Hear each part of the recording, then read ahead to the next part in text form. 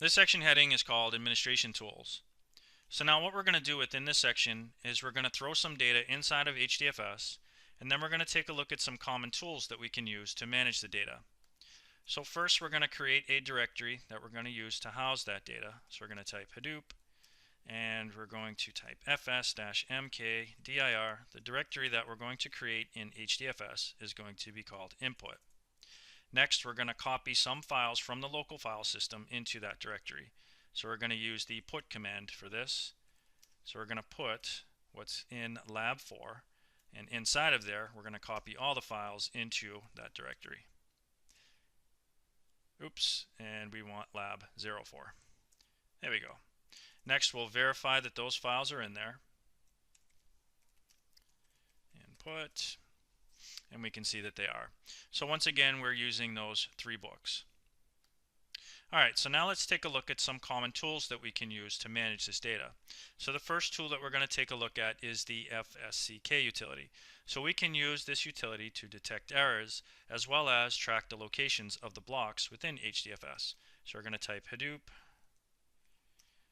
FSCK. We're going to check, starting from root, we want to see all of the files. We also want to see all of the blocks, and we want to see their locations. So now inside of here, with regards to errors, we could see that down here. And then also up here, if we scroll up just a little bit, you're going to see the files, the blocks, and then their locations over here. So we've got 2 replications, and they're on each of these slave nodes. We've got 1.5 and then also 1.4. Alright, so now let's take a look at another utility. So this one's called the DFS admin. So we're going to take a look at the DFS admin with the second level command option report. So we can use this command to determine the amount of available space within DFS. So we'll type Hadoop DFS admin -report. So inside of here, you can see kind of like it breaks it up according to each node. So you've got 1.5, and then you've got up here 1.4, and if you scroll up a little bit further, it's kind of like almost like holistic. Alright, so now let's look at another way that we can get essentially the amount of available space within DFS. So let's open up a browser, and what we're going to do is we're going to navigate to a web server.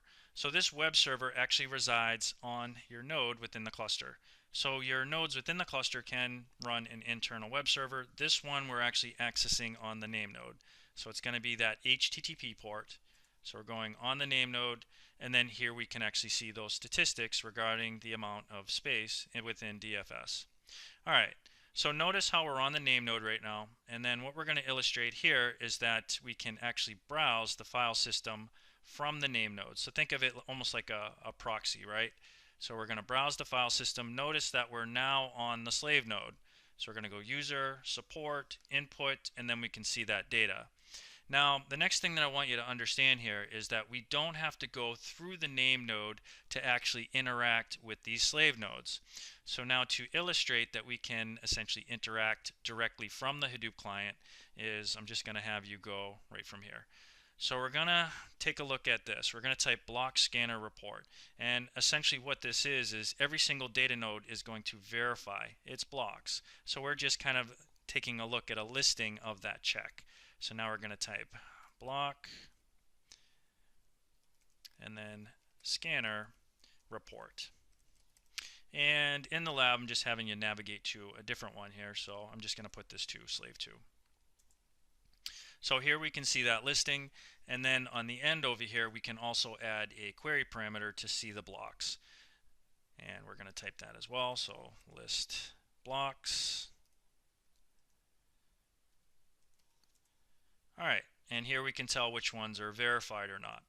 Alright, so now next thing that we want to do here is we're actually just going to go and see where the data is contained within essentially our file system. So we're going to take a look at the structure of the files using tree. So now coming over to our terminal, let me minimize this, come back over here. So we're going to SSH over to support at slave 1. We'll execute the tree command. So now once again, by default, all of your daemons are going to store files under the temp directory. So we're going to go, or stemming from the temp directory, I should say. Alright, so when we execute that command right there, so we're looking, everything's stemming from here. We can see all of the directories, and then inside of current, we can see those blocks. Alright, great. So now we're just going to terminate the session, and we're good.